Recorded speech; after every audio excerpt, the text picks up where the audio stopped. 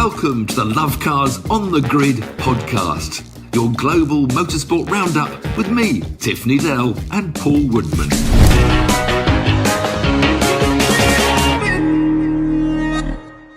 Welcome to Lovecars on the Grid, your global motorsport podcast roundup. It was another Max Verstappen masterclass in Japan. There were just 4 races in Redbull rivals. I think they're kind of understanding that they're out of the show already, but 4 races gone. More strife for Williams. Team's principal, James Vowles, he's been talking about protecting drivers and crashes and chassis and all sorts, so we'll come on to that. Ron Speak. He's brought Ron Speak back. When I read the quote out, you'll all understand. Ron Speak is back in Formula One with Mr. Vowles.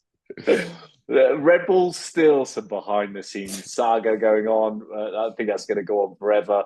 No sooner has Liberty Media bought Moto GP, but there's talked about a combined event, but I'm not sure where that will work. Imagine that, F1 and Moto GP, will come on to that. Back on the track, we got World GT Series at Paul Ricard, that huge, colourful circuit. And it was a 40th anniversary. What was that? Hendrick Motorsport? Hendrick Motorsport. Martinsville, that was... Yeah. A rout in Martinsville, an amazing celebration that went well. Let's go to Japan. Look, arguably, I don't want to sort of jump straight in there, but arguably, it was actually quite a good race because there's lots of overtaking. And that was down to multiple stops, tyre troubles and all sorts. Nobody knew what was going on, but it was lots of overtaking. Cars got in and out of the pits. But then most of the talk was really already, as we said, well, look, they won that one. And almost all the chatter now is about who's going where next year. We had a jokingly talked about it last week, didn't we, about who's going to where to what. But, there are only 7 drivers that are, contracted for next year. It's the most... this season, no drivers changed anything. And yet it is going to be a huge build-up because also it's creating great pressure on said unemployed drivers. So that is the intriguing part of 2024, is not who's going to win the World Championship, but, who's going to impress. Because only Leclerc and Hamilton are Ferrari contracted. Only Max is contracted to Red Bull, but he could leave. Mark, he's already threatened. So Mark, these contracts don't mean that much half the time. The most stable team has to be Lando and Oscar in McLaren. Great pairing that. George, of course, will be at Mercedes. Who'll be with him, nobody knows. Albon is contracted to Williams, but they keep on saying his contract could be easily broken. So then there's all these people queuing up, and it all probably, what are Red Bull going to do with Checo now? Because Perez now is a good Grand Prix. So Perez has suddenly woken up to the fact he can't stroll around 20, 30 seconds behind. He's got to be closer to Max if he's going to prove himself. Carlos is looking like the best Ferrari driver all of a sudden. I don't know where he would like to go. I suppose, I don't know, are they all eyeing Perez's seat? But Perez looks like holding his seat. You've got Ricciardo, who... was so desperate to stay in Formula One that, he sat in a garage for it. He could have been winning Le Mans. He could have been Indy. It's such a shame. The drivers seemed so obsessed with staying in this little, 10-team clique. And now, he's having a miserable time in Japan. Yuki's blowing him away. He got closer, didn't he, in qualifying when he didn't make Q3. And so there's the radio, don't worry, Daniel, you're much closer to Yuki by only about a few... Oh, yeah, I'm still pissed off. Miserable. He's got Liam Lawson, one of the outside kids sitting in the garage, looking over his shoulder at the screens. Oh, dear. So, It is a bit of turmoil, but I'm looking forward to it.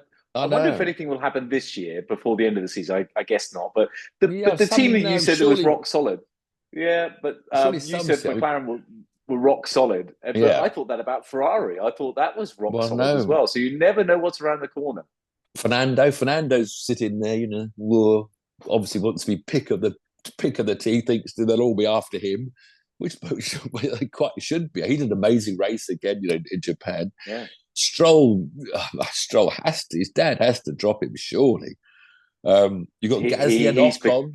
I stick up for Stroll a lot, actually, and say that, good on him. He should be there, and he's a very good wet weather driver. But he's really not performing, is he, at the moment? The Gasly, Ocon, Alpine. Alpine having a terrible time, but although the team's having a terrible time, the battle between those two to be picked to go elsewhere, and Ocon is probably at the moment ahead of Gasly. He is. Yeah.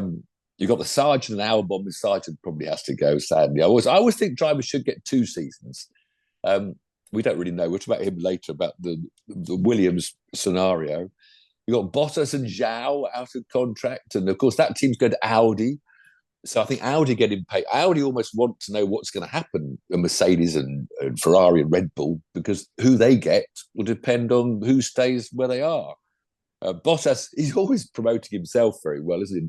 There was more stories recently. I'm beginning opening my negotiations, because obviously Audi are very keen to have, he types himself up as Audi's first choice, but I honestly don't think he is. And then, of course, we've got another great battle is with the Hasses. I can't believe they're going to keep both of them. So I think the battle between those two. So there are so many great races going on just between the pairs of drivers. And I think Hulkenberg's moment sort of got the one over K-Mag. So all fascinating the Bottas story, though, maybe he is the first choice for Audi, because Audi, they're not going to attract the best.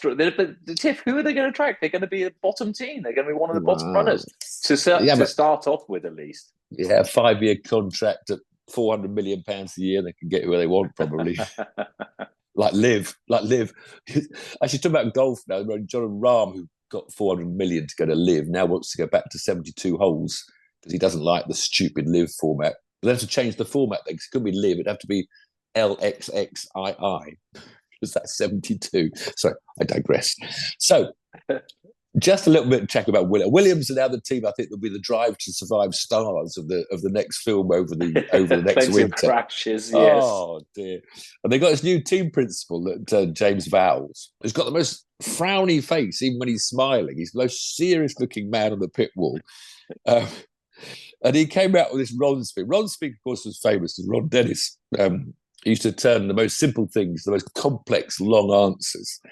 And after poor old Sargent went wide, fell off in qualifying, he described, this is how he described it. I think, I'm sure Sargent must be paying money because they're protecting him like mad. I mean, we don't know the details, but, one has to assume. One has to assume it's got to be something to do with Liberty Media or the US parent company. Or exactly, being an American, have to an American. Anyway, he described Sargent's off as there was far more turning potential in it. He just didn't know where the car was on the track. But he didn't make a mistake. So it's complete. Unbelievable. Logan said, Ron Wade made a mistake. But, Vowles was so keen to protect his American driver. But then, of course, in the race, another crash, writing another car off, and poor old, And again, Albon was put almost identical to when, was it K-Mag put him in the wall at Brazil last year? We mentioned this last week. Again, poor old Albon was there on his own, just at the right-hand side, and Ricciardo. Do you know what? You think about Albon over the years, he's been very, very unlucky. That Hamilton took him out for his win. He lost his Red Bull drive, which he probably shouldn't have lost. And if he didn't lose that then, if he had a few more races, what a difference in his career, what might have happened. He so nearly won 2 Grand Prix. And Lewis punted him off in 2 Grand Prix, Brazil and Austria, where he was virtually on the edge of winning. So Williams, I think, are going to be the stars of Drive to Survive next winter. I mean, they're sending another chassis coming back home. The complexity of those chassis, the work they have to do and to strip them down in Japan, poor mechanics, send it in a postage back to Oxfordshire, and then back to China in 10 days' time. So poor old Williams having a terrible time. But you drove Williams Williams V10 once, didn't you? Yeah, the Williams BMW round Rockingham, chasing Vicky. I had to do 3 laps in my Formula 1 car before she could do 4 laps in the BMW M5. That 2 laps. Tremendous. 2 laps. 2 laps for her, 4 for you, 3 for you. Was it 2? Yeah, I had to do 3. Yes. She didn't do more than you. Put it that way. Well, if she did, you're not a very good driver. Yeah, Frank Williams organised that, and Frank thanked us for making shows how quick a Grand Prix car is against a really high performance road car. Wonderful, but they're a wonderful team, Williams. Everybody loves them. They've got such. I mean, everyone wants them to do well, and it's such a shame when they're struggling so much. But just going back to the weekend, there was lots of stuff over the weekend. We had this new FP1. We had Ayumi Iwasa take over Paul Ricciardo's car, which didn't help Ricciardo's cause because he lost FP1. FP2 was rained off So he only got his car back really for FP3, and he qualified close to his little Japanese mate, but didn't out-qualify him. But yeah, Iwasa's one of his drivers. I don't know, he's had 2 years in Formula 2. He's finished 5th and 4th in the F2 Championship. He had some amazing races. He won I won 3 feature races in F2 and a couple of sprint reverse grids. And sometimes he's the boy on fire, and other times he's not that good. So anyway, they gave him FP1, 22-year-old Japanese boy, 2 Japanese drivers for the home thing. But he was 16th in FP1, 0.9 down on Yuki. So good job, but whether he'll ever get a drive, who knows? Another Red Bull protege. So then we had FP2, it was wet. So Ricciardo didn't get much time in his car. But I was really talking about on Twitter, and I've got all the results of qualifying, how close they are. I mean, I just always explain it. The car's got to be more important than the driver, because there's just tenths. Suzuka, this most challenging circuit. I'd have a bad day at a Group C race, and I'd be 2 seconds a lap in qualifying slower than my teammates. I woke up and found another second and a half. But they're just all those corners of various. And the fact they're all different cars as well. The fact, you've got Mercedes and you've got Ferraris and you've got Red Bull, and they're so close. Max in the end. So Max on pole, 0.066 quicker than Perez. 6.5 hundredths of a second. Lando was third. 0.3. So Lando was third. He was only 0.27 faster than his teammate Oscar, who lined up 8th on the grid. So from 3rd to 8th. I just don't know how it all. It's so. But you close. say that, but even I haven't been involved in much racing, but even Caterham racing, the top 5, 6, 7 will be within a couple of tenths or a few tenths. There's nothing in it. A few tenths. You've just gone up a few tenths. I'm going to check all your race results. I'm going to see what was your average distance from pole position to you, average time distance. And it's certainly not unusual in a Caterham race for 3 or 4 cars to have a photo finish. That's but once you're racing, common. though, you're in the slipstream. Once you're in the race, exactly. So you can be half a second slower, but you can stay with the leader in the pack. But, Sainz was 0.104 quicker than Leclerc, so that's a tenth quicker. And Leclerc only had 1 set of tyres in FP3, so he could only have 1 go at qualifying, but he still got within a tenth of Sainz. There was a certain Fernando Alonso who was a 0.77 at 0, nearly. Oh, that's embarrassing. That's embarrassing, especially when you look at what you're doing now and comparing how close all the other teammates are. And he didn't. I'm doing the comparison times in the Q1, Q2, Q3, whenever they went out. So that was in Q1. Alonso was that much quicker than Lance, who didn't qualify. And Lewis was 0.2 ahead of 0.24 ahead of George. But it still stuns me. All those corners. You think, just can't you drive? But it must be so, with the cars, you just brake at 52 yards and turn in and then accelerate again. And it still amazes me. It just amazes me. Yeah. Nice circuit, nice people, lovely country. Yeah, the fans in Japan. I mean, there's no better motorsport fans than Japanese fans, but they all put on fancy dress, half of them, all dressed up in team the colours. Italians, the British, that's a different sort. Different fans. They don't. When the cars went round the parade, the little flags all waving every time Yuki went by. Yeah, but look at Italy. When I was just in Imola, actually, I did a lap of Imola yesterday, which is 30 years ago when Senna died. By the way, that's incredible, isn't it? But not in a Formula One car. But the Italian fans, Imola, Monza, where they got all the Ferrari flags out, the Italian fans, they got it right up there. The tifosi, it's a different sort of fan. These Japanese, they're all in kit. They're all happy as well, aren't they? But qualifying was very exciting. But, Lando had a really good weekend. Lando, it put Piastri in his place for another weekend. So Lando's on a charge, but so close. But when it comes to the race, they all spread out into their own little 2x2s. But then we come to the race morning, and it was, I don't know, because we got Crofty, we got Bernie, the strategist. So she seemed to come prominent. They were a bit short of their stars for this weekend because Anthony Davidson, fantastic. He's really good expert. He took over from Martin. So Bernie was doing a lot of stuff because they hadn't done enough testing in Q2, FP2, because it was wet. So nobody knew what tires to go on. But Bernie and Crofty just talked about it for it felt like an hour. in the 1 minute build up or 2 minutes build up to the race, just going on and on about, well, this tyre would do that and that tyre, and if that tyre can do, and then the overcut and the undercut. I just felt they put such a low tone on the race. It was almost like, we know it's going to be boring, so we'll tell you why it's going to be boring before it even started. And this tyre difference, I know it's what they've done to make overtaking happen, which worked, but you still didn't know. Once they all started pitting, you lost the real feel for the race.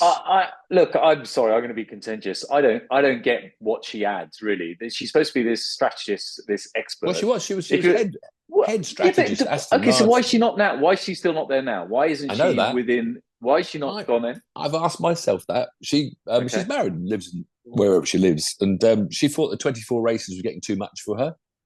I think she must have had a chat in a pub with someone that said, well, Sky might offer you a job. And so she's only doing 10 of the 24 this year. So that's why she actually decided, it's too much. I mean, she did do strategy. Yeah. She was head of strategy. I know. She's clearly a very intelligent, but far more. All she brings to it is what we don't want to know about. It's almost like, I don't want to know that. I don't want to know. I mean, can we say in that one sentence? Of course, it depends which tyres they use and how the strategy works out. End. I don't want to get detail about how many laps the soft should do and how many laps the mid.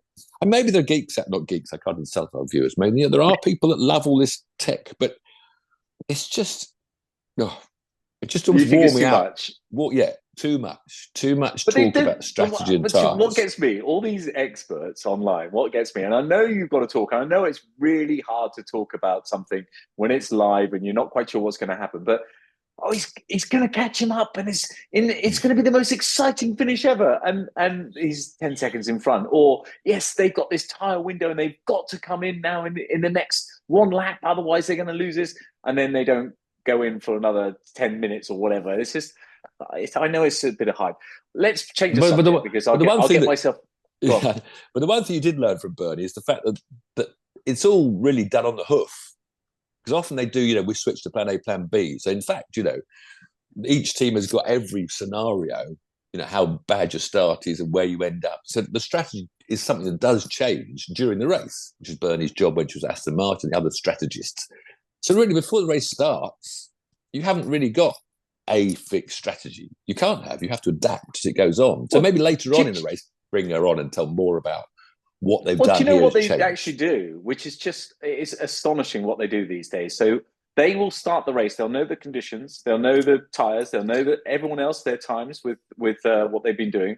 So each team will start the race just before the actual race on a simulator back in their headquarters. So they're running the race just ahead of the race so they can predict what's happening with the tyres, with everybody else, with the weather.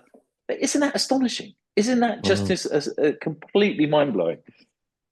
Yeah, it's a bit different to back in the day with you. I think we've got a few more laps in this cup now. Feel right. So starting the race, of course, we had the unfortunate Ricciardo Albon crash, which wasn't really anyone's fault. But Ricciardo did move over. Ricciardo moved over a little bit too much. Yeah, he didn't have to move over. They thought Stroll was coming, but it wasn't necessary. But it was a shame. But then we had this whole race then, this huge. We had, of course, the Mercedes decided to go for a one-stopper because they got rid of their medium tyres in one lap after the crash. So they decided to go out on the hards to see if they could do a one-stopper, which didn't work. I didn't realise Lewis had apparently touched Leclerc during the sort of first lap and done some damage without saying what it was, which is why he was slower than George, let George by. Yeah, but he's slower than George every race at the moment. So Lewis having a miserable season. So the one-stop strategy didn't work, that was for sure. You then had this bewildering number of tyre changes going on and people going up and down the leaderboard. You thought, have they stopped it? No, he hasn't stopped it. Who stopped? We had Leclerc out front. Leclerc was going for he did make the one-stop strategy, I think. He started on the mediums and managed to go through just for the hards at the end. So that seemed to us. That was going on. Strategy.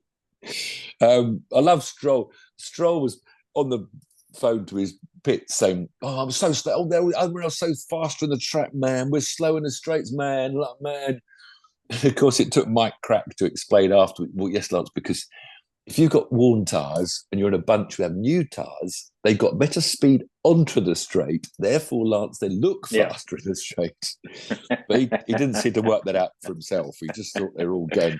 All about your exit speed, more so than your entry. Fact, it was quite interesting. I watched someone overtake poor old Gasly, because Gasly's complained all weekend his car loses rear end, and apparently Suzuka's what they call a rear end track. It more relies on how your rear grips. And coming out of that long curve to go down the hill past the pits, you could just see him squirming. Whoever was overtaking just drove up behind him and went past him.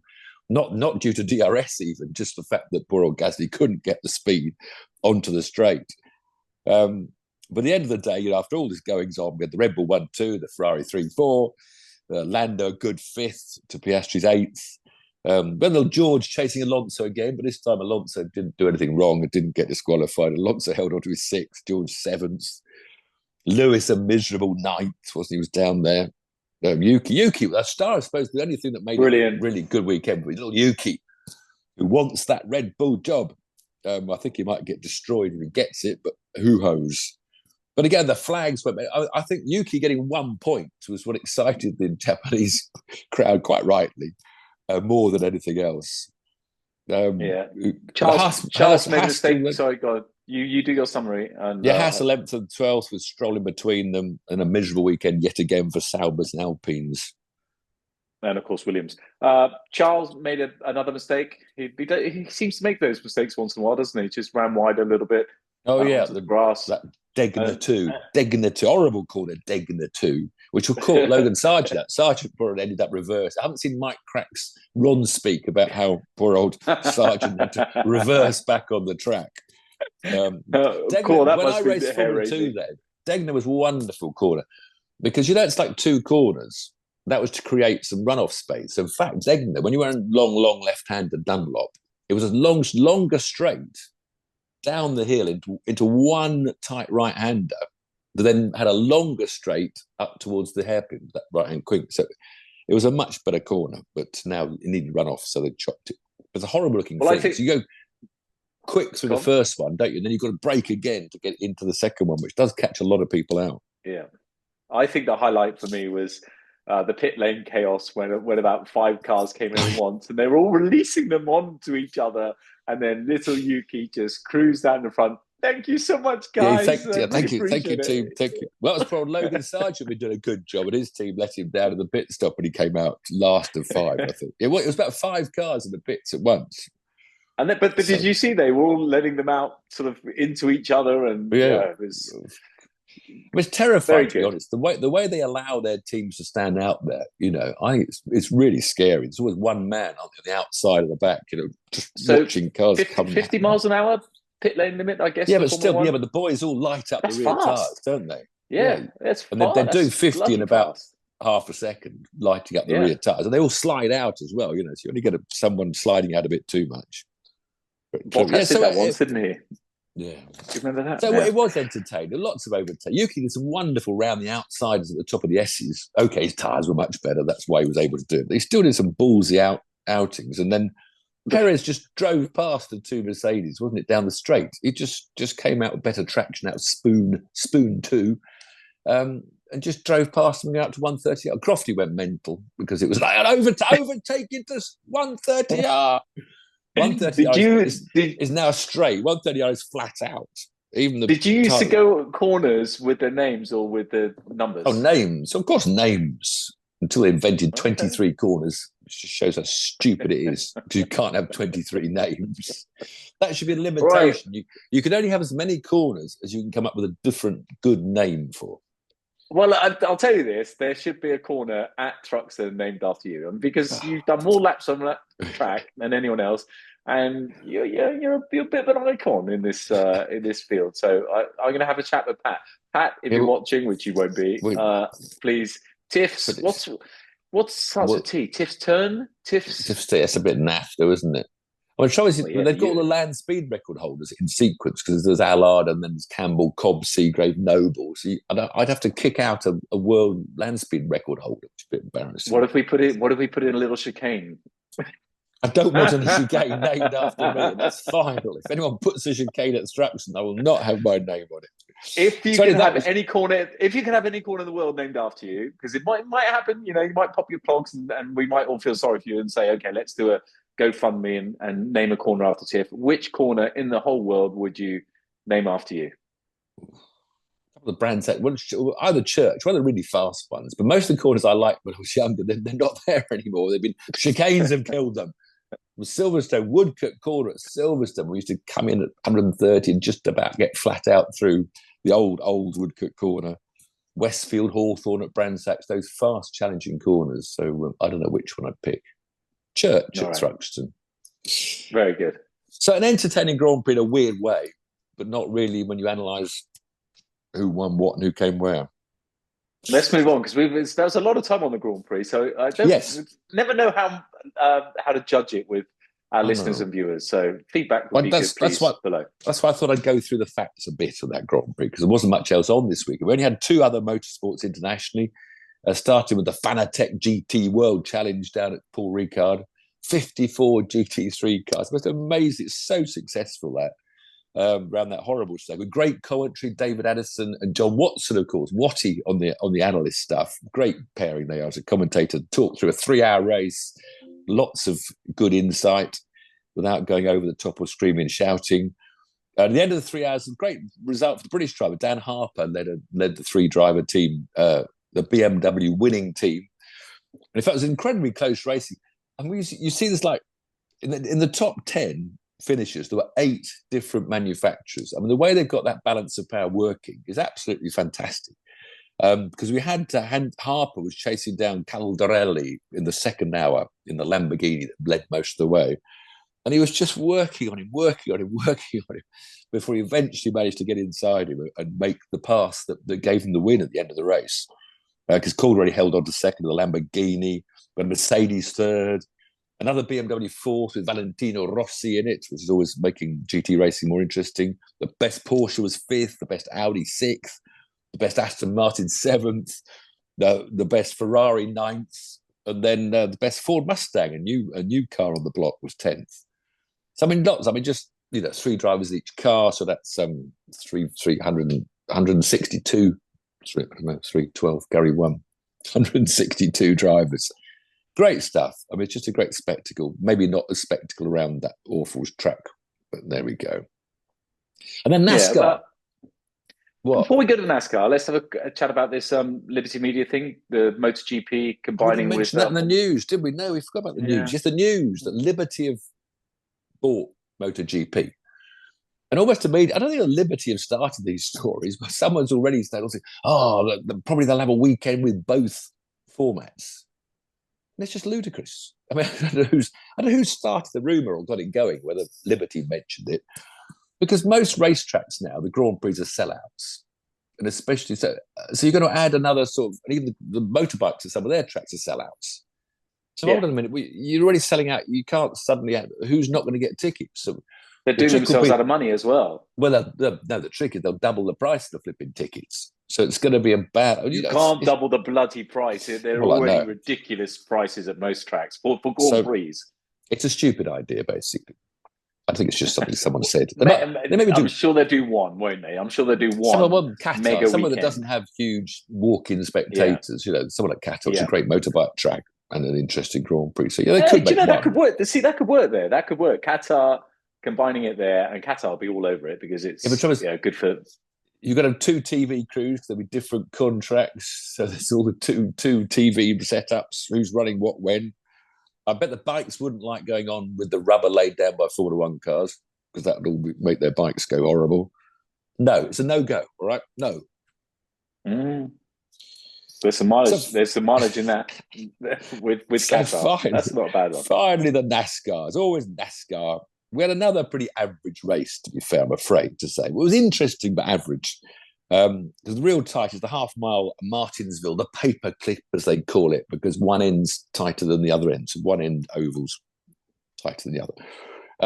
But it was an amazing weekend because it was the 40th anniversary of the giant Hendrick Motorsport team, the sort of semi-factory Chevrolet, the other factory Chevrolet team, which, of course, Kyle Larson drives for. So it's their 40th anniversary, their first ever win. And they brought 1,500 of their employees all to have a big grandstand for Hendrick Motorsport. And somehow, out of the blue, they managed to finish first, second, and third. Wow. So it was amazing. Amazing. Wow. But, I love stories like that. I really do. It was Kyle Larson, the quickest driver, obviously NASCAR, that got pole and led the first segment. But he got done. It was such a tough overtake. Overtake was so hard. And if you're on the outside on the restarts, it was really, you wanted to try and get back in because the left lane, the inside lane was going quicker and quicker and quicker. So if you got the outside lane, you would drop 2 or 3 places almost guaranteed. And Larson had one bad pit stop, which put him, I think, third instead of first. So he got stuck on the outside, and you just couldn't overtake. An overtake there was overtaken, but it would take about 20 laps, and they just go around side by side. And the guy on the outside sort of goes ahead because he's got better drive out of the corner because you've got the longer line. And then the inside guy dives back up right alongside under braking, and then the guy on the outside gets half a car length ahead, getting the power down, and the inside. So it could take 20 laps to make an overtake, and they're just inches apart, go round and round and round. So it's spectacular, but not much more overtaking than a Formula One race. But and the pit stops are so important. If you lose 3 spots on a track like that, it's a disaster. Then the restarts, depends where you're on the track position. So yeah, Kyle Larson dominated the first sector and then dropped back to eventually finish second. He got to second on the last lap. But it was William Byron, actually. I say you couldn't overtake, but Byron in the other Chevrolet teammate, Mark Hendrick, won. He came from 18th on the grid to win. So overtaking is still possible, but you don't see it that much sometimes. Someone just suddenly moving up the pack, but the camera might not always be on how they managed to get past. But then Chase Elliott started third and finished third to make the Hendrick Motorsport 1, 2, 3. Wonderful stuff. God, they were all happy. But I wasn't happy with Larson and he got second. And of course, there'll be more NASCAR every weekend. Whoever you want to follow, wherever you go, there'll be NASCAR. Well, one more roundup. I've just got hot off the press from Adam Beveridge at Caterham, our mate. It was the Caterham Academy kicking off this year at the sprint. What's it called? I've forgotten. No. Kerber. Anyway, Kerber. Yeah. And their media driver this year is the lovely Sam Parker. So you might know Parker Motorsport. You know Parker Motorsport, but yes. It's Porsche mostly. Yeah, they race GT3s and stuff. Yeah. So she's been involved with Caterham for about 20 years. She does the commentary in the pit lanes and the interviews and stuff. But she's actually driving. She's a good driver herself. And it's so TSL timing is amazing. And there's the one that it's on at the moment. I think it's just for this sprint race. It's great that they're doing it, but it's very complicated. She came, I think, 1, 2, 3, 4, 5, 6, 7, 8, 9th overall. But of course, it's in 2 groups, so I don't know whether she made the podium. I think she might have made the podium, but I was away. Sam, I'm sorry, I was away. I didn't. I'm trying to get the results, but I can't. But yeah. So watch Sam Parker this year for the Caterham Academy. We're going to be there. We're not for the Academy. We're going to be there in Silverstone on the 16th of when's that, Tiff? June? Yeah, 16th of June. That's what you told me. Yeah, it is 16th of June. So we're going to be there then. But good on you, Sam. We're looking forward to watching you there. What's coming up next week, Tiff? Well, the main Caterham stuff starts this week, so that's at Snetterton. Another quiet weekend again. All we got really in single seaters is Formula E. I headed to Misano for the first time down in Italy to see how they get on. It's more of a racetrack, so I should imagine there'll be a lot more not wanting to lead because you don't want to drag everyone else around. But I'm interested to watch at Misano. But Moto GP, probably the star rating of the weekend. They're at America at Kota. Always amazing stuff. Nice. Big. They look a bit small sometimes on the track. I was going to say, yeah. They get a bit spread out. Yeah, they get a bit spread out. But the speed down that main straight. Then back in Britain, we've got round 2 of the Pro Bike British Rally Championship. Head to the Severn Valley stages. So get your wellies on and head to Wales if you want to watch the rally boys in action. But of course, the place to be is the one and only Goodwood members meeting this weekend. Of course, it's wonderful. I will be there racing. Well, I hope I'm racing as long as my driver, my owner, gives me the Mustang.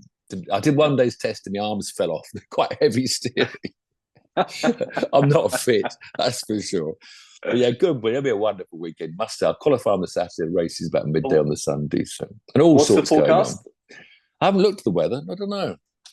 Okay. But, well, I think they're celebrating exercise? Can-Am cars. No, I've given up the exercise. I might do some on Wednesday just to warm myself. He's very good. Viewers, listeners, friends. So he'll get a weight and just do that. I've got the dumbbells. Watching the football. Can you see the dumbbells? Is that the dumbbells? They're on the table there, but they tend to stay on the table. He's very, very good. When I'm 89 like you, I hope I'm as fit as you. See you all. Thanks for joining. See you at Goodwood. See you next week. Cheers. Cheers.